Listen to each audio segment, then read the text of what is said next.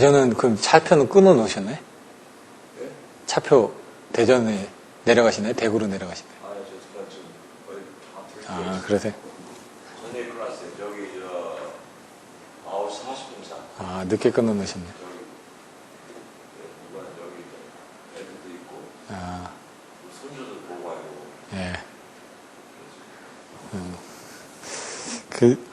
제가 옛날에 같이 공부하시던 분 중에는 67 되시는 분도 있거든요.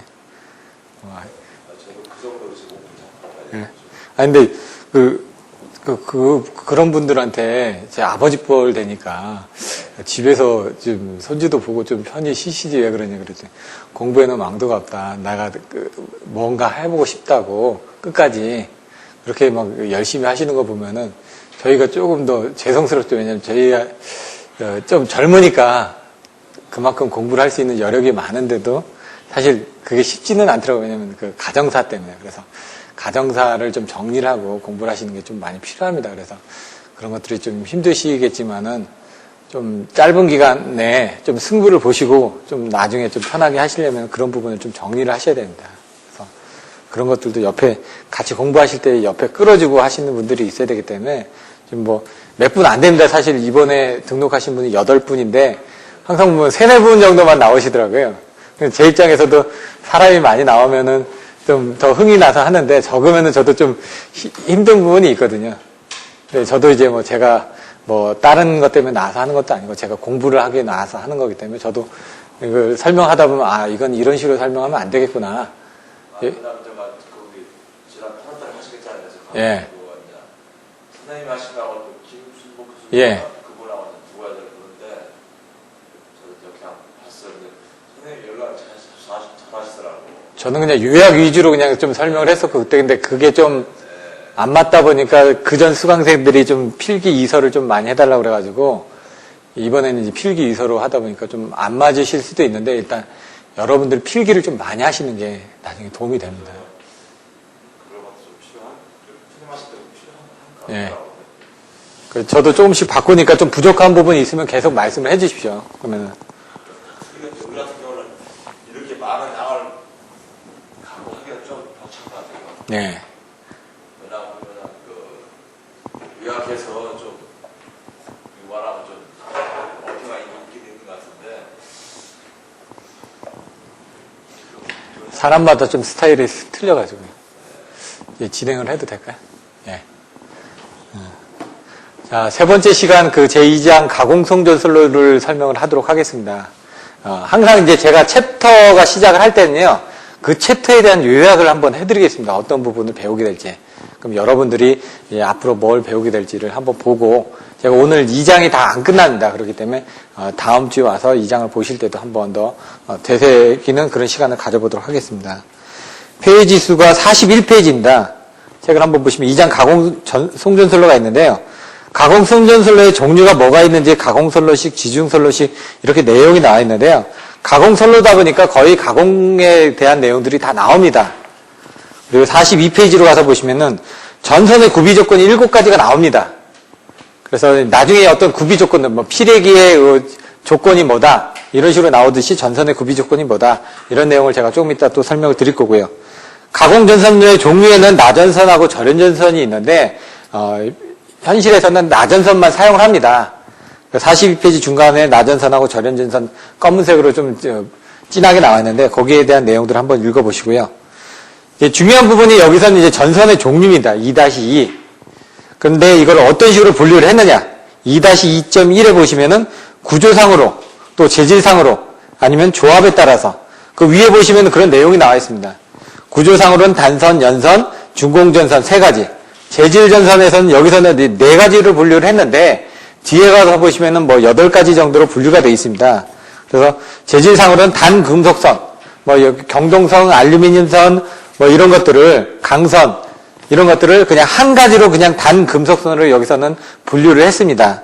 그 외에 합금선, 쌍금속선, 합성연선 등과 같은 내용들이 나오는데 이제 여러분들이 이제 아실 땐 이제 ACSR 같은 합성연선에 관련된 부분, 이런 합금선이라든가 이런 부분에 대한 내용들을 조금 더 주의 깊게 보시면 될 것 같습니다. 이제 전선의 조합에 따라서 2가지로 나눠집니다. 단도체 방식하고 복도체 방식. 그래서 여러분들이 이 가공전선의 전선의 종류를 가지고 나중에 이제 4장의 송전 특성에 가시면 선로종수하고 코로나, 4장의 선로종수하고 코로나에 가서 보시면은 가공선로에 대한 부분하고 지중선로에 대한 선로 정수 부분들이 틀려진다라는 걸 아실 수가 있고, 그때 단도체하고 복도체의 선로 정수도 틀려진다는 걸 아실 수가 있습니다. 그래서 여기서 여러분들이 이런 내용들을 정확하게 이해하고 가셔야지만 그 4장에서 여러분들이 그런 내용을 좀 더 이해하실 수가 있고요. 그 다음에 이제 5장으로 넘어가시는데 지장이 없습니다. 그리고 구조에 관련된 부분에서 단선, 연선, 42페이지에 단선이 나와 있고요. 43페이지에 연선이 나와 있습니다. 그리고 중간에 보시면 피치 서클이라고 나와 있는데 그 연입률에 관련된 내용들을 설명을 드릴 겁니다. 교재에서는 그 연입률에 대한 내용이 자세히는 안 나왔는데 그림이 나와 있다 보니까 제가 그 부분을 설명을 드릴 거고요. 연선을 구성하는 총수하고 바깥 지름 같은 경우 단면적 계산하는 방법들이 나와 있습니다. 그래서 그런 부분 설명 드릴 거고요. 44페이지 가면 중공전선에 대한 그림이 나와 있습니다. 그래서 살펴보시면 될 것 같고요. 44페이지 중간에 재질에 의한 종류에서 경동선, 그리고 46페이지 가면 경알루미늄선, 강선, 합금선, 쌍금속선, 합성연선 등과 같은 내용들이 나와 있습니다. 그래서 그 내용들은 한번 여러분들이 살펴보시면 될 것 같습니다. 나중에 어차피 답안지를 쓰실 때 그거에 대한 내용들을 간단하게 키워드 정도로 한두 가지씩을 밑에다 써주셔야 됩니다. 중요하지는 않지만은 충분히 나올 수 있는 문제이기 때문에 전선의 종류별로 분류를 해서 쓰시오 라고 나오면은 구조, 재질, 그리고 조합에 따라서 분류를 해서 쓰시고, 그 구조가 어떻게 되는지, 단선, 연선, 중공전선, 재질은 어떻게 되는지, 6개까지, 조합은 어떻게 되는지, 단도체, 복도체, 이런 식으로 쓰셔야 된다는 얘기죠. 그래서 47페이지에서 단도체, 복도체. 그래서 이 전체적인 컨셉을 잡아가시는 게 중요하고, 그 부분을 제가 계속 반복을 해드리는 겁니다. 48페이지에 전선의 허용전류가 나옵니다. 안전전류라고도 하는데, 그 허용전류 부분이 어떻게 계산이 되어지는지, 이런 부분들도 10점짜리로 충분히 나올 수 있는 부분이고요. 전선의 이제 허용 온도가 90도씨일 때, 100도씨일 때, 또 주유 온도는 40도씨일 때, 이런 식으로 이제 기준이 된다라는 내용들도 알고 계셔야 될 것 같습니다. 그래서 전선의 허용전류를 올리는 거는 바로 이 온도하고 관련이 돼 있다. 그래서 가공선정선로의 송전용량 증대 방안에서 나오는 게 바로 전선의 허용전류를 올리는 겁니다. 허용전류를 올리기 위해서 가끔에 대한 허용 온도를 올리는 겁니다. 그래서 앞에 나왔던 있는 전선의 재질에 따라서 그 재질을 올리는 거죠. 그냥 일반 ACSR을 아닌 TACSR이라든가 스타샤라든가 이런 식으로 이제 온도 조건이 뭐 90도짜리가 아닌 뭐 160도라든가 210도로 온도 조건을 올리게 되면 허용전류는 1.6배 내지 2배에서 3배 정도의 허용전류가 흐르게 됩니다. 그럼 똑같은 철탑에 다른 케이블만 쓰더라도 송전 용량 자체를 증대시킬 수 있다는 얘기입니다. 근데 이제 그걸 쓰는데 왜 문제가 됐냐? 아무래도 이제 합성 연선이 되다 보니까 무게가 좀 더 늘어나겠죠? 그러다 보니까 이도가 조금 더 처질 겁니다. 그러다 보면은 장경광대는 쓸 수가 없고요. 단경광 같은 경우는 그 부분을 대치가 가능합니다. 근데 문제는 돈이죠. 케이블이 가격이 많이 올라갑니다. 그래서 한 2배에서 3배 정도의 케이블 단가가 상승하는 부분이 있습니다. 그래서 그런 내용들을 보시면 될 것 같고요. 49페이지에 켈빈의 법칙이 나옵니다. 이번에 시험에 나왔던 49페이지 밑에 보시면 ACSR의 무게가 2.7, 저항은 35분의 1이라고 해서 전류 밀도 계산하는 식이 그렇게 나왔습니다. 근데 50페이지에 가서 보시면요. 예제 2-1이 있는데 얘는 8.89가 뭐냐? 여기 나와 있는 게 바로 경동선의 무게란 얘기입니다. 55는 뭐냐? 경동선의 도체 저항률이라는 얘기입니다. 그래서 그런 것들을 여러분들이 알고 계셔야지만 이 문제를 푸실 수가 있다는 얘기죠. 그러니까 앞에서는 ACSR로 해가지고 전류 밀도를 계산을 했는데 뒤에 문제에서는 경동선에 대해서 계산하다 보니까 여러분들이 이런 부분이 혼돈이 있으실 수도 있다는 얘기죠. 그래서 이런 내용이 뭔지 그런 것들을 혼돈이 일어나지 않게끔 설명을 드릴 거고요. 2-4 전선의 이도입니다. 이도는 뭐냐면은 전선이 이제 처지는 정도를 이도라고 얘기를 합니다. dB라고. 그래서 전선의 지지점을 연결하는 수평선으로부터 밑으로 내려가 있는 길인데 결론적으로 보면은 이겁니다. 실제로 30m의 케이블이 있는데 케이블이 한 30.2m 정도로 늘어나 있습니다. 근데 2도는 얼마나 될까? 2도는 1m 정도가 될 수도 있다는 얘기입니다. 고작 20cm 케이블이 늘어났는데 2도는 1m가 늘어날 수가 있다는 얘기죠. 그래서 전선의 길이는 조금밖에 늘어나지가 않지만은 2도는 많이 차이가 날 수가 있습니다. 2도가 있다라는 거는 다른 이격거리 쪽에서 문제가 될 수가 있기 때문에 그런 부분을 적절하게 선정하기 위해서 케이블의 재질이라든가 이런 그 2도 부분 아니면은 장경간을 거리 같은 것들을 선정해가지고 설계를 하게끔 되어 있습니다. 그래서 그런 내용들이 나와 있고요. 2도를 계산할 때 전선 지지점에 고조차가 없는 경우하고 고조차가 있는 경우로 나눠서 나타나게 됩니다. 그래서 51페이지에서는 고조차가 없는 경우고요. 거기서 이제 장력에 관련된 2도 D하고 장력하고 경간하고 이런 부분에 대해서 계산하는 수식이 나와 있습니다. 그래서 이걸 증명하는 문제가 나옵니다. 그래서 여러분들이 그런 부분을 한번 살펴보시면 될 것 같고요. 그래서 D는 8T0분의 WS 자승이라는 부분을 증명하는 문제가 나올 수가 있습니다. 그리고 전선 지지점 간에 고조차가 있는 경우 53페이지에 이런 부분을 계산하는 경우도 있고요. 그래서 장경간 같은 경우 전선 지지점 간에 고조차가 있는 경우는 거리를 좁히기 위해서 아니면은 이도를 줄이기 위해서 어떤 것들을 한다는 것들을 대략적으로 여러분들이 이해를 하시면 될 것 같습니다. 예제 2-2, 2-3 같은 경우는 제가 생략을 하겠습니다. 중요하지가 않기 때문에. 예제 2-4도. 근데 예제 2-5 같은 경우는, 설명을 할 텐데요. 2-5에 보면은 이제 페이지 55페이지에 예제 2-5를 보시면은 2도가 4m하고 9m가 떨어져 있다고 합니다. 그래서, 56페이지에 가서 보시면은 그 그림이 이렇게 나와 있습니다. 요게 4m, 얘가 9m. 그럼 이걸 풀었을 때 얘는 몇 미터가 되겠냐? 몇 미터가 될까요? 만성 씨? 대략 몇 미터가 될까요? 네. 4 더하기 9 하면 어떻게 되죠? 네, 이게 답은 13.23m입니다. 13m가 된다는 얘기죠. 대략적으로 여러분들 그냥 이렇게 암기를 하고 계셔도 됩니다. 그냥 너무 어렵게 생각하시지 말고. 대신 여기에 이제 사용하는 수식들을 여러분들이 좀 더 명확하게 이해를 해 주셔야 되겠죠. 그리고 57페이지에 가서 보시면요. 전선의 진동과 도약기 나옵니다.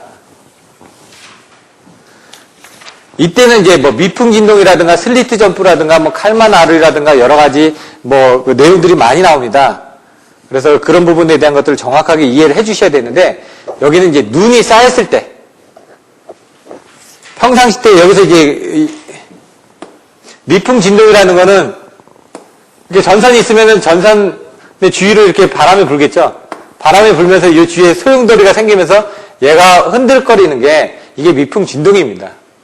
근데 여기에 눈이 쌓여가지고 비행기 날개처럼 이렇게 보이는 겁니다. 이렇게 되면 이제 움직여지는 부분이 또 틀려지죠. 근데 이때 이 눈이 탈락되면서 올라가는 게 이제 슬리트 점프고요. 이런 식으로 이제 눈에 관련된 부분들을 여러분들이 정확하게 이해를 하셔야 됩니다. 그래서 이따가 그런 부분에 대해서는 또 설명을 드릴 거고요. 그리고 이런 진동을 방지하기 위한 어떤 그 방지 대책들이 뭐가 있는지 이런 것들을 보게 되실 거고요. 그래서 철탑에 가서 보시면 옵셋이라는 게 있습니다. 그래서 가공 전선로의 옵셋은 이런 식으로 전선이 진동에 의해 가지고 상부하고 이렇게 단락이 될 수가 있습니다. 그 단락 현상을 방지하기 위해서 옵셋을 줘가지고 서로 간에 이격거리를 틔우는 부분을 철탑의 옵셋이라고 합니다. 그래서 그런 부분들에 대한 설명이 나오고요. 지중선로 쪽에 가면 또 옵셋이 있습니다. 그건 케이블의 피로 현상을 줄이기 위해서 하는 부분들. 그런 것들을 여러분들이 같이 비교해서 보셔야 됩니다. 59페이지 보시면 철탑의 옵셋에 관련된 상부암, 중부암, 그리고 하부암에 대한 그 길이들이 전부 다 틀려진다는 걸 아실 수가 있습니다. 그런 내용들을 설명을 드릴 거고요.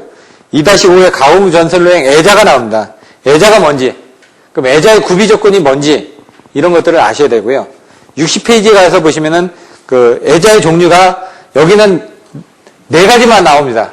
저희는 외울 때 핀, 현, 장, 지, 내 이렇게 외웠습니다.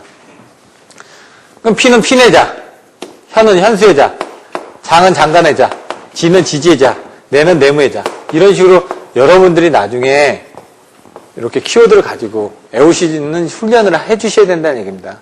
그래서 여기 나와 있는 순서대로 외워주셔도 되고 아니면 여러분들이 다른 방법대로 외워주셔도 된다는 얘기입니다. 애자의 종류들이 어떻게 되는지 내용들이 나와 있고요. 그런 부분들 한번 보시면 되고요.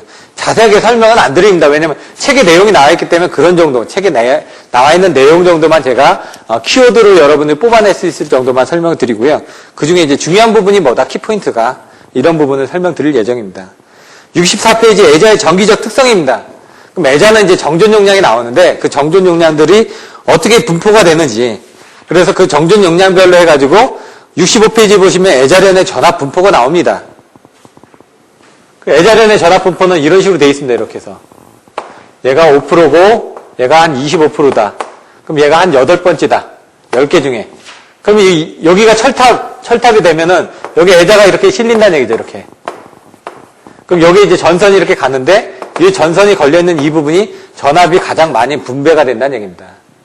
그렇기 때문에 이쪽이 터져 나가기 때문에 하나, 두 개를 더 달아진다는 얘기고요. 그럼 애자련에 대한 분포를 균등하게 하기 위해서 어디다? 여기다가 애자 끝에다가 초안이다, 초각을 달아주면은 애자련에 대한 분포가 이런 식으로 좀 더 균등하게 나온다는 얘기입니다. 그럼 얘가 견딜 수 있는 부분들이 전압 분포가 균등하다 보니까 얘가 더 오래 쓸 수가 있겠죠. 왜냐면 여기는 이만큼 높게 걸린데 이런 것들을 달아줌으로 인해 가지고 전압 분포 자체를 전체적으로 균등하게 해줄 수가 있기 때문에 이 설비들을 더 오래 쓸 수 있다는 얘기입니다. 그런 내용들이 나와 있습니다. 그 애자에 대한 섬락 전압이 여기는 4가지 정도만 나왔습니다. 근데 여러분들이 쓰실 때는 5가지 정도를 쓰셔야 됩니다. 그래서 애자에 대한 섬락 전압,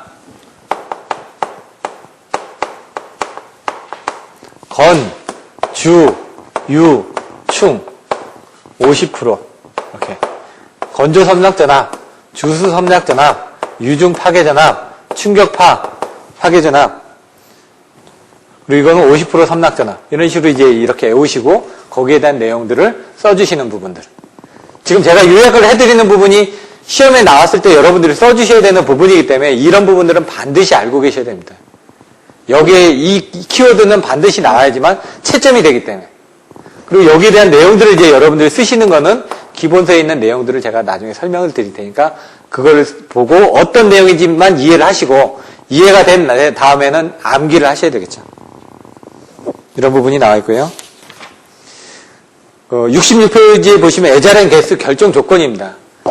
이상전압에 대해서도 얘기를 했지만 중간에 상용 주파 주수 섬락 전압이 선로의 상규 대지 최대 전압의 4배 이상으로 되게끔 이런 내용들이 나와 있습니다. 그래서 아까 이상전압에서 무제동, 제동 현상에 의해 가지고 선로의 저항이라든가 코로나 등에 의해 가지고 상규 대지 전압의 3.5배 이하로 개폐 서지 같은 것들이 제한된다는 내용을 요약 부분에서 설명드렸습니다. 이상전압에서.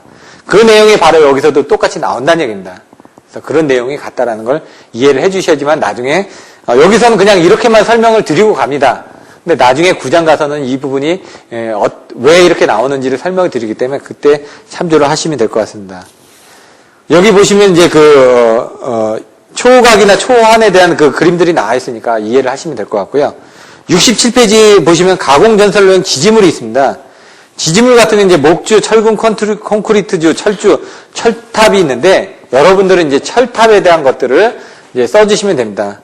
그래서 68페이지에 보시면 이제 표준 철탑이라든가 특수 철탑으로 나눠져 있고 그 표준 철탑을 성질상으로 아니면 형태상으로 아니면은 그 사용 목적상으로 이제 분류를 하고 있습니다. 그래서 여러분들은 그것들을 분류를 하고 사용 목적상으로 해가지고 각도주 같은 경우는 직선, 각도, 억류지지, 내장 보강 철탑 해가지고 각도가 몇 도시별로 되는지를 표로 정리하고 이렇게 하는 부분들을 보시면 될 것 같습니다. 이게 이제 2장에서의 전체적인 그 컨셉입니다. 그래서 이 부분을 정확하게 한번 보시고 오늘 될 수 있는 부분까지 좀 설명을 드리도록 하겠습니다.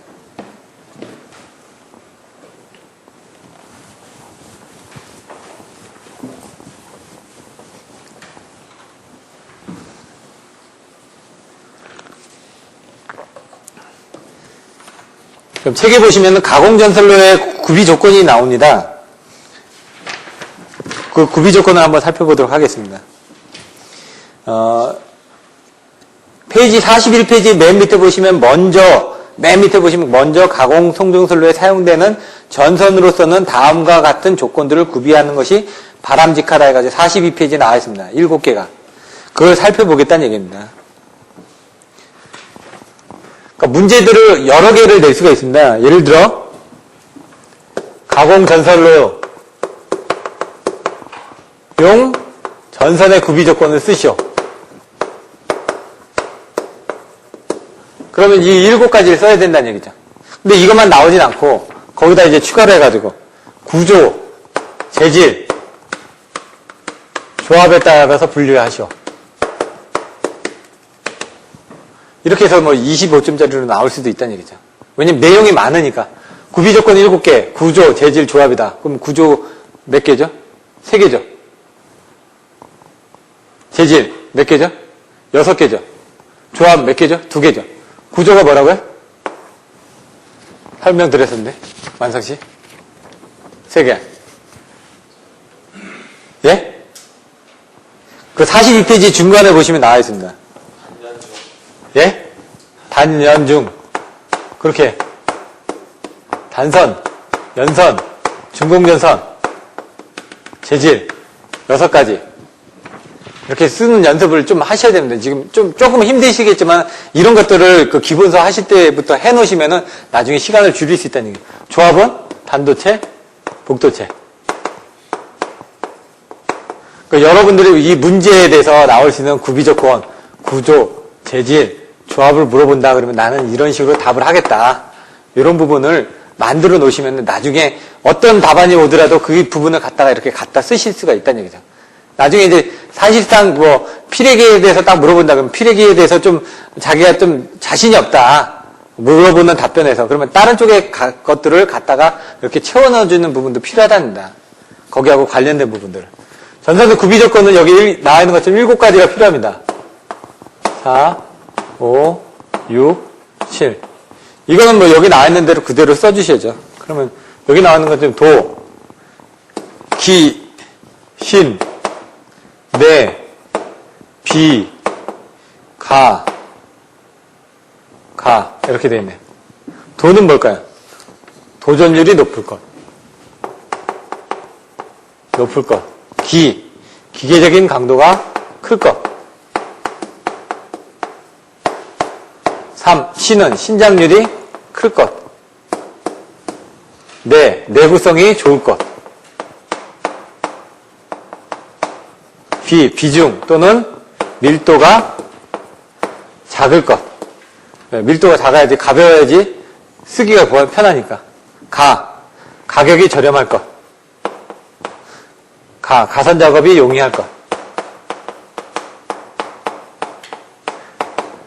이런 식으로 이제 여러분 써주셔야 된다는 얘기예요. 도전율은 이제 왜냐면 도전이라는 건 전기를 통할 수 있는 효율이라는 얘기죠. 예를 들면 98%다 그러면 내가 100이라는 에너지를 흐르면 98%를 흘려줄 수가 있다는 얘기입니다. 근데 이제 연선이나 이런 쪽으로 가게 되면은 이런 부분이 약해집니다. 뒤에 나오면은 도전율이 경알루미늄선 같은 도전율이 61%입니다. 근데 경동선 같은 경우는 도전율이 96에서 98%입니다. 그래서 경동선을 쓰는 게 좋겠죠.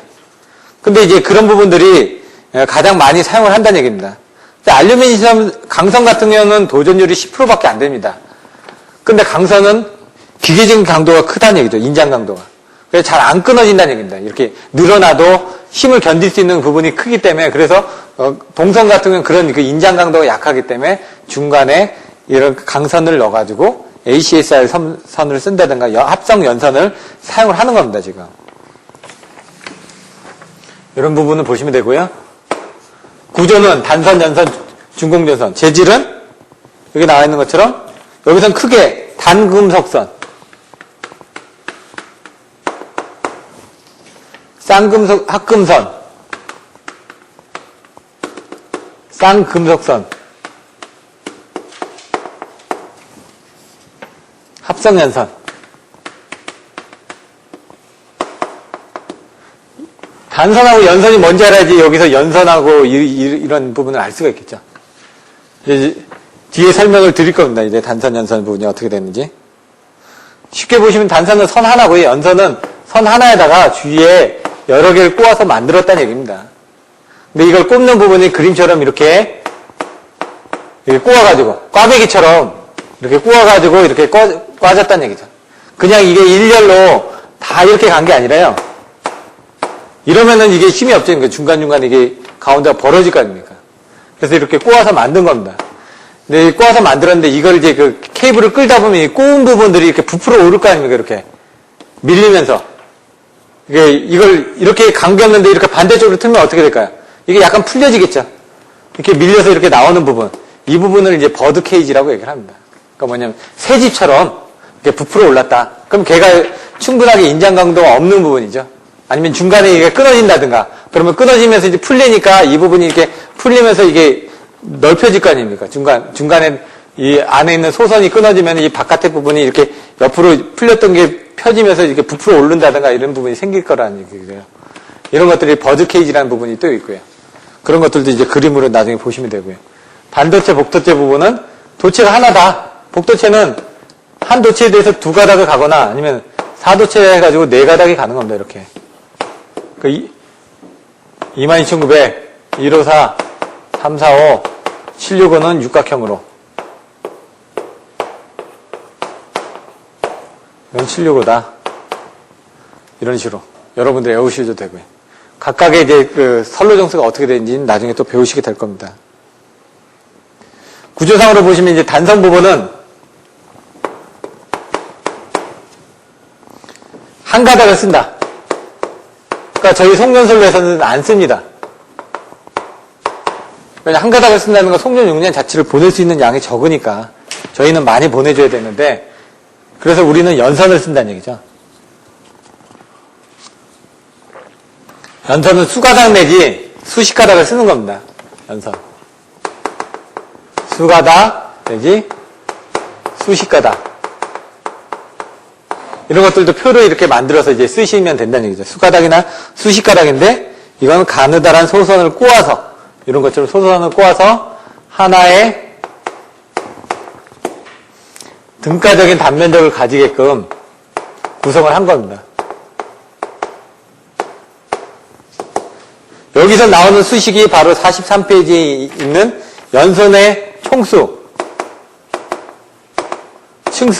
층수죠. 그럼 여기가 있으면 이 다음에 이게 몇 개가 나온다는 이거죠. 이게. 그럼 그 다음에 몇 개가 나오냐? 요게 하나의 서클, 요게 두 번째 서클, 세 번째 서클이 있을 때 이 각각의 개수들이 몇 개가 됐는지를 나타내는데 그 수식이 이 n은 총 개수는 3에 n에 n 플러스 1에 1이라는 얘기죠. 두 개 층에서는 어떻게 될까요? 1 플러스 1. 그럼 3에 2니까 거기 플러스 1이니까 여기는 7개가 되겠죠. 여기가 0층이고 여기가 0, 여기가 1, 여기가 2가 됩니다. 그럼 1이 들어가면은 3 곱하기 1이니까 3 곱하기 1에 1 플러스 1에 플러스 1은 이게 3이고 이게 2니까 6 플러스 1이니까 7이라는 얘기죠. 그러면 여기는 하나가 있었으니까 이 바깥에 있는 부분은 몇 개다? 6개라는 걸 아실 수가 있다는 얘기죠. 여기는 한 개의 중성선하고 6개가 플러스가 돼가지고 이렇게 됐다는 걸 아실 수 있고 이 n 전체의 개수 부분을 2계층에서는 3 곱하기 2에 2 플러스 1에 플러스 1이니까 6에다 3, 18, 19네요. 19인데 여기 12개, 여기가 7개가 있었죠. 그럼 이 바깥에는 몇 개라고요? 여기 12개가 들어가면 되겠죠. 12개. 그렇게 보시면 된다는 얘기죠. 얘는 19개니까 여기 한 가닥, 6가닥, 그 다음에 12가닥, 이런 식으로 늘어날 거란 얘기입니다. 이렇게. 층수들이. 그렇게 맞춰서 넣었다라는 얘기고요. 그리고 그거를 이제 지름을 이제 계산할 때, 바깥 지름을 계산할 때는 요 바깥 지름 전체를 D라고 하면은 그 D를 계산하는 부분을 요 소선에 대한 그 지름들을 가지고 계산을 한다는 얘기입니다. 그래서 D는 2n에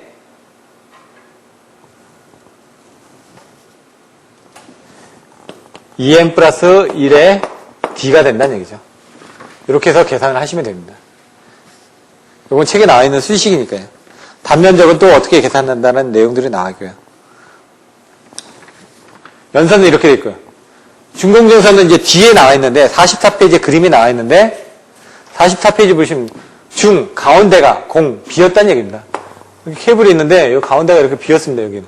여기 이제 케이블만 이렇게 있거나, 근데 이 케이블들이 이렇게 있기 위해서는 뭔가 구조가 필요하니까 이런 식으로 이제 받쳐주는 부분이 필요한다든가, 아니면 이게 이렇게 있을 때는 여기 나와 있는 것처럼 그림처럼 이걸 이렇게 안 하고 아예 이렇게 조합이 돼가지고 레고처럼 이렇게 묶어서 이렇게 하는 겁니다. 이렇게 묶어서 암놈 순놈 해가지고 이런 식으로 암놈 순 하면은 여기 또 똑같이 이렇게 H빔처럼 이렇게 된 걸 이제 동그랗게 돌려가면서 끼면은 딱 껴지겠죠. 이렇게 만드는 형도 있고 무슨 형도 있고 해가지고 HB형, 그 다음에 HA형, 그 다음에 아나콘다형 이런 식으로 이제 형태가 나와있죠. 얘는 뭐 때문에 이렇게 했다? 코로나라든가 이런 것들도 방지할 수 있고 표피효과 등에 의해 가지고 여기 부분에 이제 전류가 많이 흐르면서 바깥쪽으로 흐르려는 부분이 생기다 보니까 이 중간에는 전류가 안 흐르죠.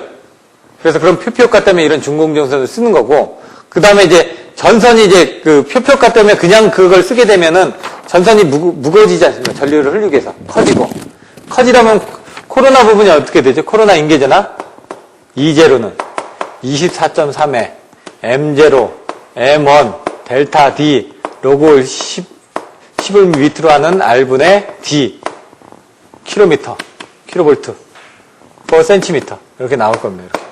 그럼 여기서 이제 이 D하고 이 D 부분을 이제 줄여주기 위해서 요것들을 중공정선으로 쓰게 되면 더 유리하겠죠. 가운데 이제 무게라든가 그 성간 이격거리를 줄여주기 위해서 이렇게 써준다는 얘기입니다. 그런 식으로 여러분들이 복도체를 쓰는 것도 마찬가지지만 이런 중공정선을 쓰는 것도 그런 식으로 여러분들이 이해를 하셔도 된다는 얘기입니다. 왜냐면 이렇게 크게 복도체를 쓰게 되면 이렇게 조그맣게 두 개를 쓰니까 요거에 대한 그 간격이 줄은 거 아닙니까? 얘는 간격은 줄일 수가 없으니까 이걸 줄이기 위해서는 줄일 수가 없으니까 이 가운데 부분을 비웠다라는 개념으로 보시면 됩니다. 이런 개념이 있고요. 이렇게 구조 부분에 대해서는 이렇게 설명을 드렸고, 이제 연선을 보시면은 그 그림이 나와 있습니다. 요거에 대한 그림. 요거에 대한 그림을 자세히 한번 보시면은 그림이 여기서 어떻게 됐죠? 가면서 이렇게 꼬여졌죠. 이렇게. 피치라는 얘기가 나옵니다. 피치 부분이 중간에 각 43페이지에 그림 2-1 동심연선 바로 밑에 보시면은 이 그림에서 점선으로 각 소선의 중심선을 통과하는 원을 피치 서클이라고 한다. 여기 부분을 이제 피치 서클이라고 한다. 라고 되어 있습니다. 그 피치 서클에 따라서 층수를 나타낸다. 그 가운데는 여기 없지 않습니까? 그러니까 피치 서클이 없으니까 여기 부분이 피치 서클이 있는 부분이 1단계, 이 두 번이 2레벨이 이렇게 된다라는 걸 아실 수가 있다는 얘기죠. 근데 자세히 보시면 가운데 부분에 이 부분을 뭐로 썼다? 아연 도금 강철선. 바깥에는 경알루미늄 선. 강선이 아까처럼 강선은 한 10% 정도밖에 도전율이 되지가 않습니다.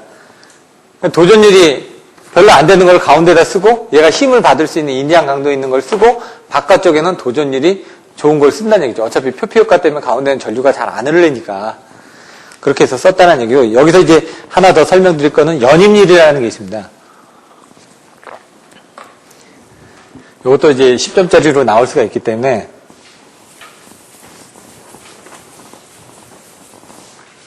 연임률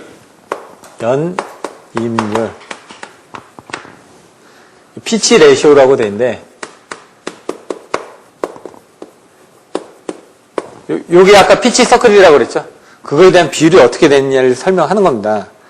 그러면은 피치 서클은 여기 있고 하나, 둘, 셋, 넷, 다섯, 6개. 왜냐면 여기 하나 6개 있으니까 6개가 된다는 거 아시죠? 그럼 요거에 대한 요게 피치 서클이고 가운데 이게 피치 서클.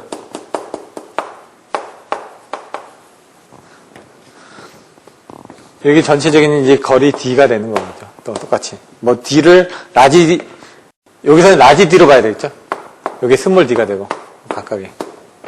연임률이라는 건 뭐냐면 이게 이제 케이블이 이렇게 가는데 케이블이 이렇게 똑같이 안 간다고 그랬습니다. 이렇게 안 가고 어떻게 간다고요? 이런 식으로 꽈서 이렇게 간다는 얘기입니다. 전반적으로 봤을 때 이렇게 가는 것보다는 이렇게 가는 게 조금 더 케이블 길이가 좀 더 길어지겠죠. 그거에 대한 비율을 얘기하는 겁니다. 여기서 이렇게 비율을 보는데 이렇게 하나로 가는 것보다 얘가 이렇게 갔기 때문에 케이블이 옆으로 이렇게 꽈졌기 때문에 얘도 옆으로 꽈졌기 때문에 이런 식으로 길어질 것이다. 그럼 기본보다 요 길이보다 이만큼 더 길어졌을 거 아닙니까? 요게 L0고 이게 L이라 그러면은 이 피치율 연입률 K는 L분의 요거를 빼는 거죠. 큰 거에서 작은 거를 L-L 이게 연입률이라는 얘기죠. 그러면 이게 길면은 요 값이 이제 좀 더 커지겠죠? 커진다는 거는 이만큼 그 부분이 더 많이 증가한다는 얘기입니다. 전선이 많이 붙었으니까. 그러니까 전선이 여기 더 많은 부분이 이렇게 당겨져 있으니까 연입률이 감겨져 있다는 거는 이게 길다는 얘기는 이게 촘촘하다는 얘기인데 이렇게 촘촘하게. 옆으로 많이 갈수록 이걸 여러 번 감았으니까 케이블이 더 길어질 거 아닙니까? 연입률이 적다는 건 이걸 촘촘하게 안 감고 이제 느슨하게 감았다는 얘기죠. 이 각도를 봤을 때 이 각도가 여기서 이렇게 들어가는 각도가 촘촘하면은 이게 각도가 촘촘하면 그만큼 더 많이 감길 거 아닙니까? 이 각도가 늘어나면 어떻게 될까? 덜 감기겠죠. 그걸 가지고 비교한 겁니다. 이게 많이 올라가게 되면은 얘가 각도가 줄어든다는 얘기니까 그만큼 이게 많이 감겼으니까 저항이 증가하겠죠. 케이블 길이가 늘어나니까. 그러니까 연입률이 증가하면 이게 증가하면은 연입률 증가 시 1. 케이블이 사용이 증가된다. 사용량이 증가된다. 두 번째, 전기저항이 상승한다. 왜냐면 길이가 길어나니까. 세 번째, 열 방산이 어렵다. 왜냐면 더 많이 감겨져 있으니까 열 방산이 잘 안 되겠죠. 이런 부분이 된다는 얘기입니다. 근데 연입률이 감소할 때는 단면적을 얻기 위해서는 그만큼 더 많은 도체를 또 사용할 수가 있고 그다음 밀착력이 감소하니까 이 부분이 힘이 좀 줄어들겠죠. 이렇게 여러 번 감은 거하고 느슨하게 감은 거하고 틀려지겠죠. 그래서 증가시, 감소시 이렇게 내용이 나와 있는데 교재에는 없다 보니까 한 이 정도로만 보시면 될 것 같고요. 요거는 제가 보내드린 자료들을 보시면은 증가시하고 감소시에 대한 내용들이 나와 있으니까 그걸 한번 참조를 하시면 될 것 같습니다.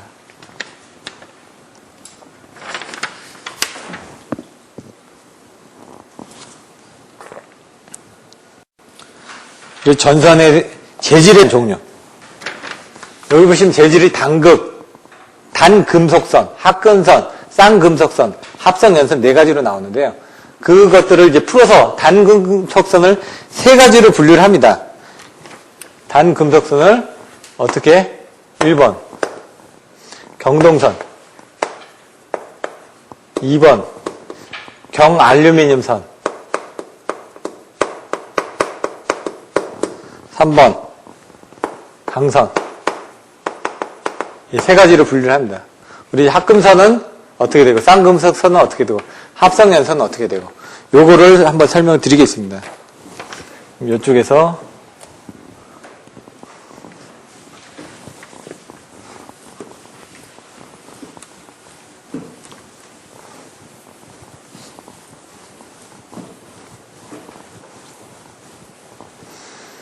책에 내용이 나와 있으니까 보시면 되는데요. 간단하게 요약을 해드리면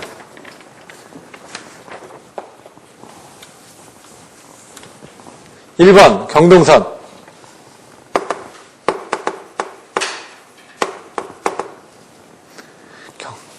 경동선은 이제 두 가지로 나눠집니다.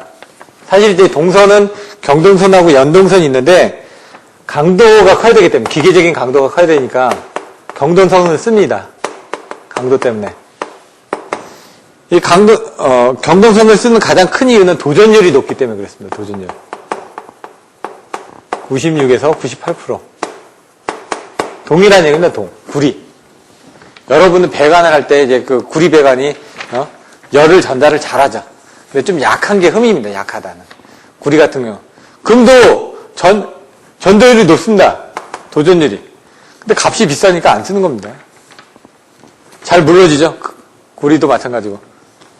얘가 또 부식에 또 약하죠. 또 오래되다 보면 또 부식에 그런 부분이 있고. 그래서 그런 것들을 좀 인지한 강도가 센 이제 경선을 나중에 강선을 나중에 또 씁니다. 알루미늄선 2번.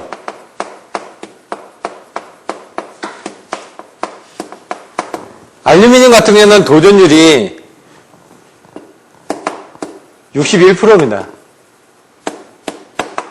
이것도 좋은 편이죠. 근데 인장 강도가 약합니다. 알루미늄 같은 경우는 약하지 않습니까? 저희들이 알루미늄 같은 건 많이 사용하거든요. 호일로도 사용하고, 녹였을 때 가볍고, 이런 부분 때문에. 아까 그 전선의 구비 조건에서 비중 밀도가 작을 것이라고 되어 있었죠. 가벼워야 된다는 얘기죠, 일단 다. 왜냐면 무거운 걸 쓸 수가 없으니까. 근데 강선 같은 경우는 무겁다는 얘기죠. 그래서 이런 것들을 주로 쓰면서 중간에 그런 힘이 있는 기계적인 강도가 좋은 부분을 갖다 더 쓴다는 얘기죠. 그래서 요거만 쓰지는 않고요. 강선을 같이 사용을 해가지고 ACSR 전선에, 아까 보면 ACSR 전선의 중간 부분이 아연으로 도금을 했고 바깥은 뭐로 돼 있다? 알루미늄 선으로 돼 있죠.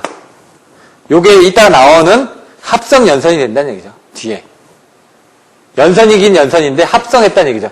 경알루미늄 선하고 중간에 강선을 합성했다. 그래서 ACSR은 합성 연선이다. 뒤에 나오는데 얘 자체만으로는 안 쓴다는 얘기죠. 경동선은 자체만으로 씁니다. 근데 얘 자체만으로는 안 쓰고 여기에 외부적으로 쓰고 중간에 강선을 쓴다는 얘기고요. 3번 나오는 강선. 도전율이 10%밖에 안 됩니다. 10%밖에 안 되는데 힘을 받을 수 있는 기계적인 인장 강도가 좋다 보니까 여기 나와 있는 것처럼 ACSR의 중간에다가 해가지고 표피 효과라는 부분도 줄여주면서 힘도 받을 수 있게끔 그렇게 사용을 한다는 얘기죠. 그러다 보니까 이런 단금속선에서 우리가 사용하는 건 경동선을 주로 많이 사용하고 경알루미늄선을 이런 합성연선의 그 용도로서 사용을 한다라는 내용이 거기 설명이 되어 있습니다. 4번에 보시면 합금선. 말 그대로 합금입니다. 합금이다 보니까 이 구리나 알루미늄에 적정한 다른 금속을 배합해서 합금을 사용하지만은 이런 기계적 강도라든가 이런 부분을 줄여줄 수 있다는 얘기죠. 5번에 쌍금속선. 금속이 두 개가 있다는 얘기입니다. 두 종류 이상의 금속을 융착시켜서. 여러분이 알고 계신 바이메탈 같은 것도 그런 거겠죠. 바이메탈이 바이메탈. 아까 금속이긴 금속인데 바이가 뭐라고 했지? 두 개라고 그랬죠. 아까 그 모노폴라, 바이폴라 할 때 극이 두 개 있을 때 바이폴라 했듯이 얘도 금속이 두 개입니다. 그러니까 메탈 같은 경우 한쪽이 그 도전율이 높으니까 빨리 거고 한쪽이 도전율이 작으니까 적게면 얘가 이런 식으로 휘겠죠. 그래서 여러분들이 전자접촉기 안에 이제 메탈 같은 경우는 이렇게 써가지고 접점으로 활용하는 경우도 있습니다. 6번째 합성연선. 여기서 설명드렸던 것처럼 이와 같이 강선하고 경알루미늄선을 같이 써가지고 합성연선을 사용합니다. 가장 많이 쓰는 게 ACSR인데 ACSR의 용어를 한번 살펴보면 알루미늄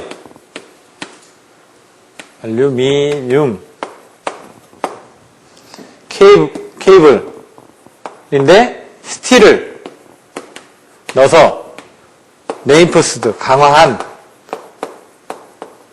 케이블이다. 알루미늄 케이블인데 여기처럼 바깥에는 다 알루미늄인데 스틸 가운데 강선을 넣어서 레인포스 강화시켰다 이거죠. ACSR의 용어는 이런 부분을 알고 계시면 쓰시면 되는 얘기입니다. 그래서 얘 같은 경우는 여기 도전율이 얼마라고 했죠? 경알루미늄선이 61%죠. ACSR도 도전율은 61%입니다. 그래서 가운데 강선이 껴있지만 그 부분은 크게 무시해도 된다는 얘기죠.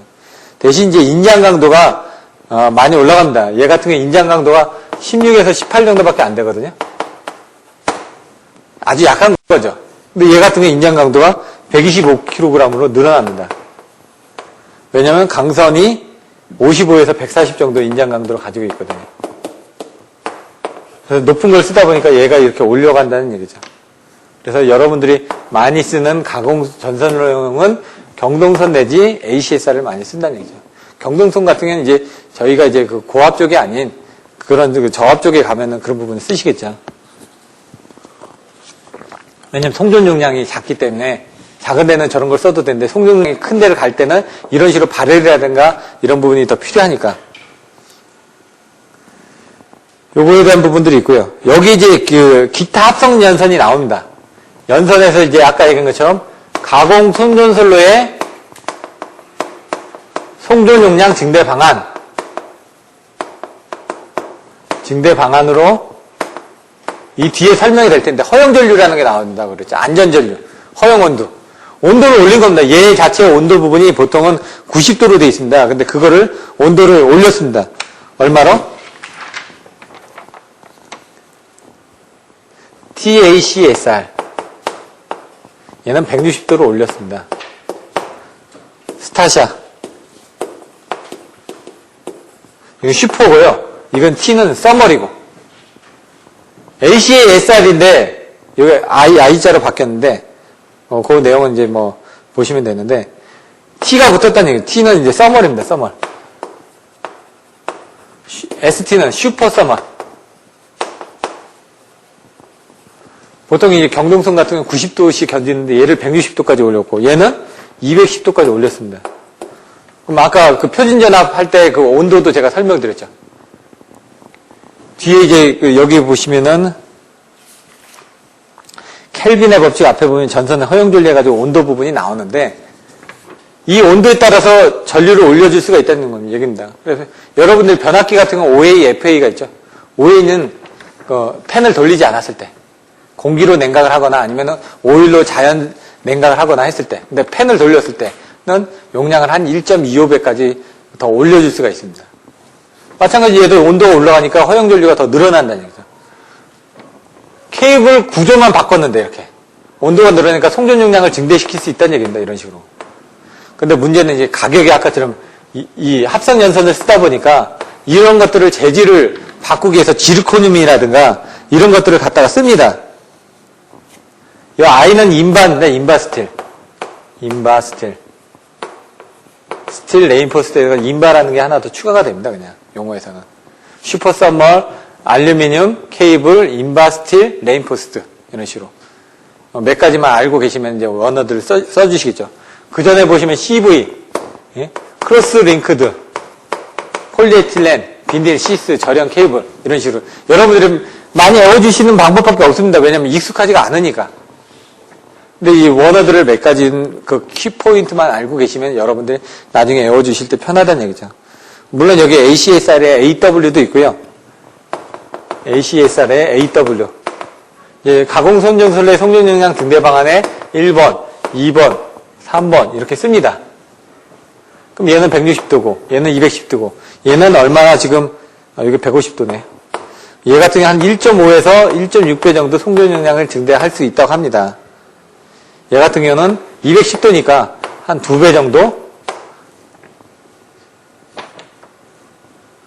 증진을 할 수 있는데 가격은 얘가 3, 4배가 된다는 얘기죠. 가격이 비싼 거죠. 그래도 이제 왜냐면 기존 철탑에서 이 케이블만 교체를 해가지고 송전 용량 자체를 늘릴 수가 있으니까. 근데 이제 장경과는 안 됩니다. 왜냐면 아까처럼 뒤에 설명을 드리겠지만 여기 2도가 있는데 얘가 30m입니다.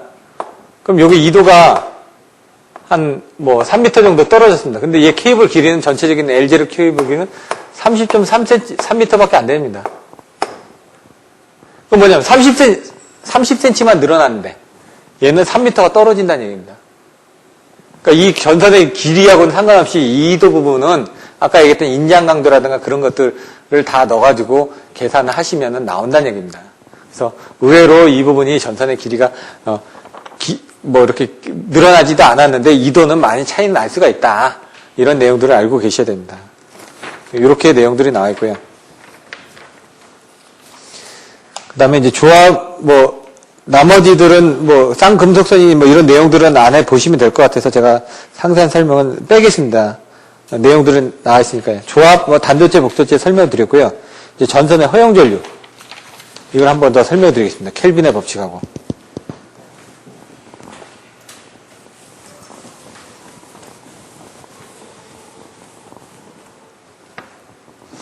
전선의 허용전류, 안전전류.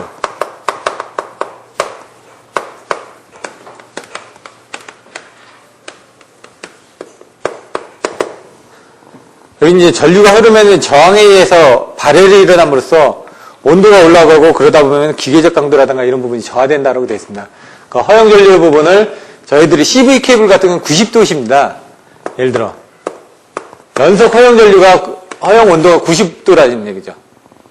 근데 이거는 뭐냐? 주의 온도가 40도를 기준으로 테스트를 한 겁니다. 물론 이걸 55도로도 테스트하는 방법도 있고, 이제 IC 기준에 따라서 여러 가지 테스트 조건이 있습니다. 그러면 이게 주의 온도가 40도이실 때, 55도이실 때, 얘는 얼마만큼 견딜 수 있다라는 걸 테스트하는 방법들은 나와 있는데, 얘는 90도씨까지 연속적으로 견딜 수가 있다는 얘기입니다. 케이블이 발열이 되는 부분이. 이걸 이제 올려주는 부분이 아까처럼 이런 식으로 올려줬다는 얘기입니다. 근데 이제 어느 정도 허용 온도를 넘기지 않게끔, 여기 온도 상승 한도를 넘기지 않게끔, 한도를 넘지 않게끔 전류를 계산해 보니까 그게 이제 허용 전류란 얘기죠. 이 온도 상승 조건이 딱 정해지니까 그때 나오는 부분이 허용 전류란 얘기입니다. 근데 온도 상승 한도가 올라가게 되면 어떻게 될까요? 허용 전류도 똑같이 올라가겠죠. 그래서 그런 부분을 늘려주는 부분이 이제 재질을 바꿔주는 방법밖에 없더라 이거죠. 그래서 허용 전류를 경동선 같은 경우 100스퀘어 같은 경우 연속 사용 온도 90도씨에서 한 420A 정도 흘릴 수 있다고 합니다. 근데 ACSR은 480스퀘어가 925A를 흘릴 수 있다고 합니다. 90도씨 조건에서. 대수적으로 봤을 때는 얘는 스퀘어가 많이 늘어났는데 전류배는 그렇게 안 크죠. 그럼 왜냐면 아까처럼 표피 효과 때문에 이게 커진다고 해서 그게 대수적으로 켜지는 건 아니라는 걸 여러분들 아실 수 있다는 얘기입니다. 요건 한번 참조해서 보시면 될 것 같고요. 그래서 여기서 나왔던 것처럼 허용 전류를 좌우하는 요소가 가장 큰 게 뭐라고요? 전선의 재질이다 이거죠. 그래서 허용 전류를 자유화하는 요인 좌우 요인 1번 전선의 재질 아까처럼 구조가 단선인지 연선인지 중공전선인지 구조 2번 표피 상태 표면이 매끄러운지 뭐 이런 부분부터 해가지고 3번 주의 온도 왜냐면 이제 주의 온도에 따라서 전체적으로 주의 온도가 내가 지금 여기에 있을 때는 괜찮습니다. 근데 목욕탕에 딱 들어가면 어떻게 될까요? 덥게 느껴지죠. 더. 왜냐면 온도가 올라왔으니까 얘도 마찬가지로 그 주위의 온도에 따라서 걔가 느끼는 피로도가 더 틀려질 거라는 얘기입니다. 네 번째 일사량. 햇빛을 받으니까 가공전선이니까 일사량. 다섯 번째 풍속이라든가 강우량이라든가 바람에 따라서 냉각이 되거나 이런 부분들이 있으니까요. 이런 정도. 나머지 책들에 보시면 되니까요. 그런 부분이 나와 있다는 얘기입니다. 근데 요것들을 산정할 때 기준들은 주위 온도가 40도시고 일사량은 0.1 W cm 자승, 풍속은 0.5m per sec 라고 나와 있습니다.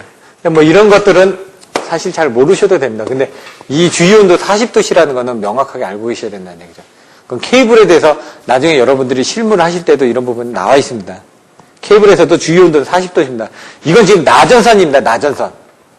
전선은 허용 전류인데 나전선일 때 이런 일사량이라든가 풍속이라든가 이런 부분들이 나와 있고 지중 케이블 같은 건 어차피 땅속에 케이블이 들어가 있기 때문에 그런 부분은 일사량이라든가 풍속 같은 게 해당 사항이 없겠죠. 여기는 지금 가공전선이기 때문에 그런 부분을 여러분들이 알고 계셔야 된다는 얘기입니다. 그리고 이제 48페이지에 있는 그런 내용을 설명드렸습니다. 여기 맨 밑에 보시면 표 바로 위에 보시면은 따라서 가공 송전선로의 주위 온도가 한여름에는 40도씨로 되었다면 전선의 온도 상승은 50도씨를 넘지 않는 범위 내에서 송전하지 않으면 안 된다. 왜냐면은 허용 온도가 90도씨이기 때문에. 그런 내용이 나와 있죠. 그래서 주위 온도가 중요하다는 걸 여러분들 아실 수가 있습니다. 그 다음에 49페이지에 켈빈의 법칙에 대해서 설명을 드리겠습니다.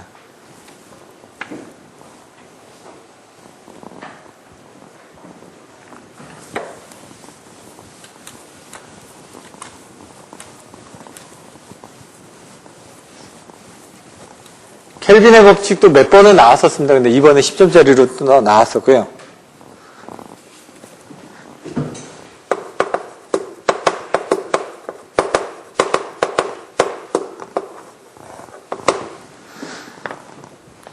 아까 지금 송전용량 계수법도 막 설명할 때 전압에 대한 결정이 나왔었죠. 여기도 마찬가지입니다. 가장 경제적인 전선의 굵기를 결정하기 위한 법칙입니다.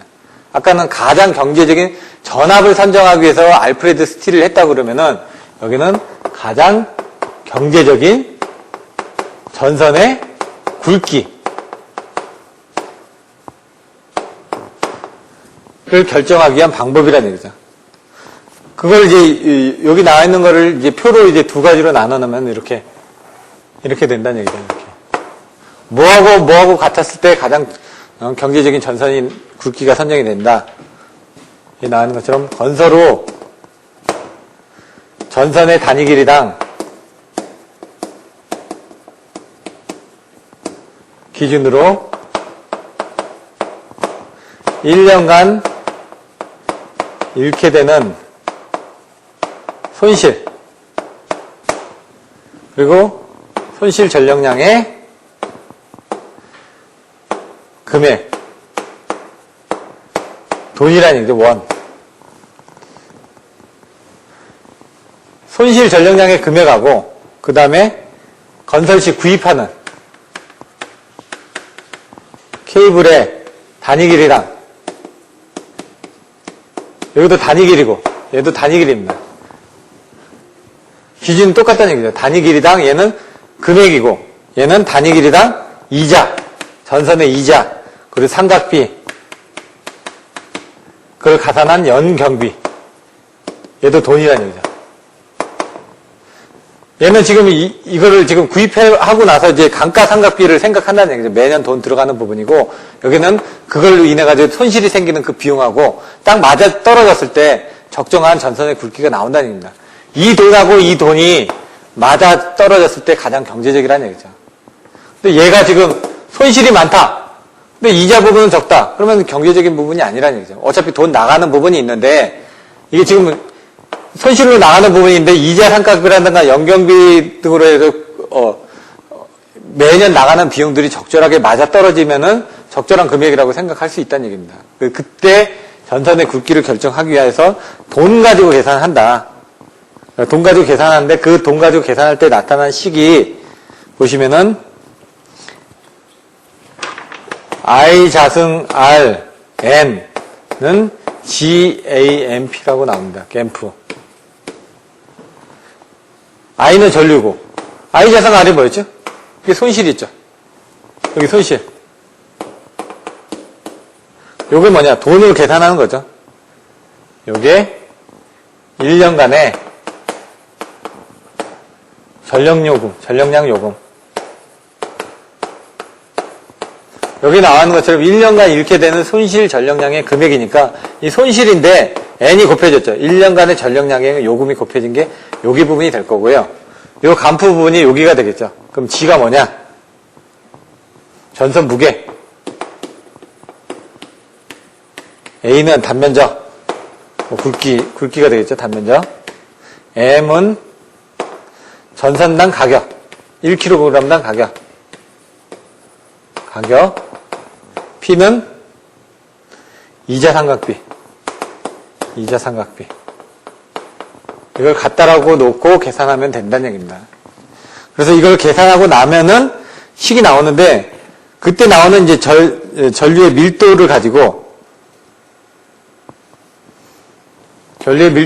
수식을 계산해서 나타나면 그 수식은 이제 외우셔야 되겠죠. 여기서 나오는 것처럼. 전류 밀도를 계산하면은 경동선일 때 ACSR일 때 여기 나와 있는 게 지금 ACSR은 무게 2.7 곱하기 10의 마이너스 3승입니다. 그리고 도전 저항률은 35분의 1입니다. 경동선은 무게가 8.89 곱하기 이렇게 나오고 도전율은 55분의 1이 나옵니다. 그럼 이 책에 나와 있는 2-4에 나와 있는 이 론은 어떻게 되어 있죠? 2.7이 나온다. 2.7 곱하기 35 M, P, N 나와있죠. 요 수식을 이제 풀어서 쓰면 이렇게 전류밀도로 나와지는데, 요때 나와 있는 게 무게, 단가. 이 무게가 어떻게 된다고요? 여기 나와 있고요. 도전율이라든가 이런 것들을 넣으면 되는데, 2.7은 ACSR 무게고, 도전율은 35분의 1이 이렇게 나온다는 얘기죠. 나머지 MP, N 이 부분은 여기 나와 있으니까 이 부분을 참조를 하시면 됩니다. 그러면 이 뒤에 문제, 뒤에 예제가 나와 있습니다. 거기서는 이 그 로 값을 계산할 때는 어떻게 해야 되냐? 요 값 대신에 요걸 쓰시면 되겠죠? 그게 50페이지 보시면 8.89가 나와있죠? 그래서 8.89가 되는 겁니다, 이렇게. 얘는 35가 아니라 55가 나오니까 55, 그다음에 MP분의 N이 나오겠죠? 요 수식을 갖다가 거기 나와 있는 N이 뭐고, M이 뭐고, P가 뭐고 앞에서 설명을 해드렸잖아요. 그걸 갖다 놓고 그냥 계산만 하면 됩니다. 근데 이제 그걸 가지고 전류 밀도를 가지고 나중에 면적에서 계산을 해주면은 경제적인 전선의 굵기를 계산한다는 얘기입니다. 예제 그 다음 문제를 한번 풀어보겠습니다. 그러면은 여러분들이 이 내용이 뭔지 조금 더 이해가 되실 겁니다. 50페이지 예제 2-1번. 근데 이게 지금 1장에 예제 문제하고 연습 문제하고 거의 유사합니다. 1장에 8번에 가서 보시면은 그 연습 문제하고 예제 2-40페이지의 7번의 연습 문제하고 50페이지 예제 2-1 문제는 거의 똑같습니다. 한 가지만 틀리고 최대 송전 전력만 틀리고 나머지는 똑같습니다. 값이. 그래서 제가 거기서 그냥 뒤에 나온다고 말씀드렸던 거고요. 이 문제를 푸시면은 여러분들이 그 앞에 것도 푸실 수가 있습니다.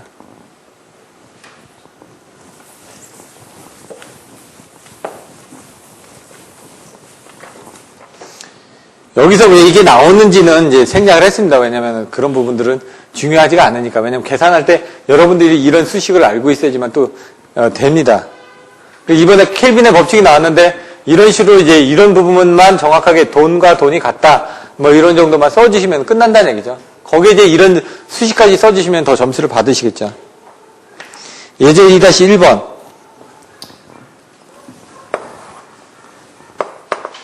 경동선 77kV. 이거는 문제의 조건에서 필요합니다. 왜냐면은 나중에 전류값을 계산해야 되니까. 여기 나와 있는 조건들은 다 쓰여집니다. 송전전력 3만 kW.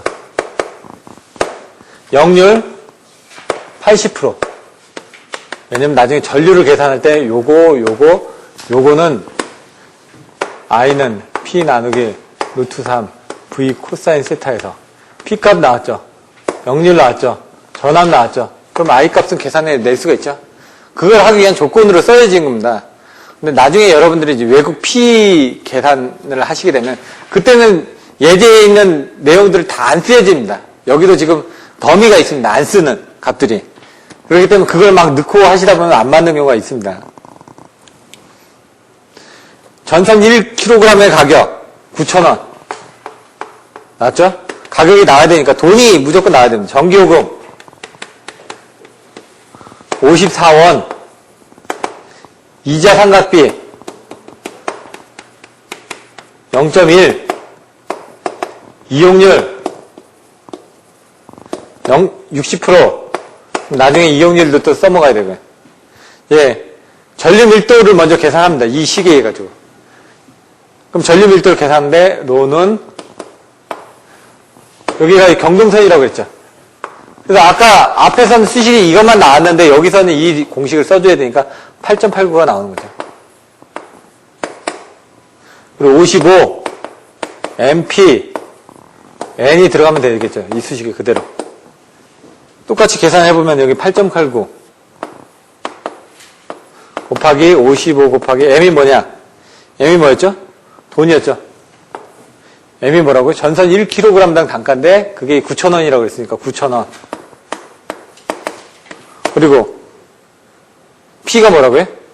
P가 이자 상각비라고 그랬는데 이자 상각비는 0.1이라고 그랬습니다. 0.1. N은 뭐라고요? 돈이죠. 손실에 관련된 돈인데 손실이 얼마야? 전기요금 54원. 54원 곱하기 1년 동안에 대한 걸 계산을 해야 되니까 이거는 킬로와트 아워니까 1시간당이거든요. 1시간이니까 하루는 24시간이니까 그걸 곱하기 또 360을 곱해줘야 되겠죠. 1년간에 대한 전기요금이 나왔죠. 이렇게 해서 계산하면은 이 계산된 부분이 0.964 암페어 메타 자승, 스퀘어 메타 자승이 된다는 얘기죠. 이 면적당 이만큼의 전류 밀도를 보낼 수가 있다는 얘기입니다. 그 사이에. 근데 지금 이용률이 60%라고 했습니다. 저희가. 그러니까 이 부분을 다 쓰는 게 아니라는 얘기죠. 1년 365일당 다 쓰는 게 아니라 우리가 60% 정도만 쓰니까 그 60%만 써주는 걸 밑으로 나눠줘야죠. 그러니까 더 밀도가 더 좋지가 않다라는 부분을 계산을 해주기 위해서 이렇게 하게 되면 얘가 1.61 암페어 퍼 메타 자승별로 이렇게 보내진다는 얘기입니다. 1.61이 여기 들어가야 되겠죠. 이렇게. 이런 부분이 좀 헷갈리실 수가 있습니다. 그래서 문제가 있었을 때 문제를 보고 이런 식으로 어떻게 풀어야 되겠다는 건 전반적으로 여러분들이 보시고 난 다음에 중간에 한번 풀어보셔야 됩니다. 풀어보지 않으면 여기서 이런 데서 지금 헷갈려가지고 한번 자기가 풀어봐서 어떤 식으로 나갔다라는 걸 한번 딱 이해를 하시면 되는데 그걸 이해를 못하면 답안지를 못 풀게 돼 있습니다. 그 전류값 이제 계산해서 이게 첫 번째 계산된 결과입니다. 이제 두 번째 이제 전류를 계산해야 됩니다. 세 번째 여기서 관련된 그 전류를 가지고 경제적인 전선 굵기를 이제 산정을 합니다. 여기서는 전류 밀도만 계산할 거예요. 그럼 전류는 뭐라고요? I는 앞에서 나왔던 건 P 나누기 루트 3 V 코사인 세타인데 P는 3만 루트 3에 전압은 77kV라고 했죠. 77kV고 역률은 80%를 했으니까 0.8을 넣습니다. 그럼 여기 흐르는 전류는 281A가 나온다는 얘기입니다. 근데 얘가 어떻게 됐죠? 1.61의 암페어의 스퀘어 자승이니까 전선의 굵기는 요 굵기 아닙니까? 스퀘어가 굵기니까 얘하고 얘 값이 같이 필요하겠죠. 그럼 얘는 암페어고 얘는 암페어 스퀘어 미터니까 이거하고 이걸 이용하면은 스퀘어 미터만 나올 거 아닙니까? 그렇게 계산하시면 된다는 얘기죠. 그러면은 암페어를 여기 뭐 나와 있는 다른 거 쓰실 필요 없이 281 암페어에다가 또 암페어 스퀘어 미터를 이렇게 계산하시면은 얘 없어지고 얘 없어지니까 얘는 결론적으로 스퀘어 미터만 나오겠죠. 결론은. 얘 부분이 1.61이니까 1.61을 넣으면은 얘 값이 얼마냐면은 174 스퀘어 미터가 나올 겁니다. 그럼 이제 전선에 저희가 정해져 있는 규격대가 있으니까 규격대를 174 위에 규격으로 해가지고 여기는 180을 선정을 했다라고 합니다. 이렇게 하면 쉽죠. 그러니까 여러분들이 앞에서 배우셨던 이 예제 문제가 왜 이렇게 나와야 되는지를 관련된 이론을 가지고 이해를 하시고 나면 다 풀 수가 있습니다. 근데 이게 중요한 게 뭐냐면 발성배전기사는 계산 문제를 푸셔야 됩니다. 계산 문제를 푸시려면 그 이론을 정확하게 알고 계셔야지만 계산 문제 적용을 하실 수가 있습니다. 이렇게 됐고요. 그 다음에 이제 2도 쪽으로 넘어가겠습니다. 2-4 전선의 2도.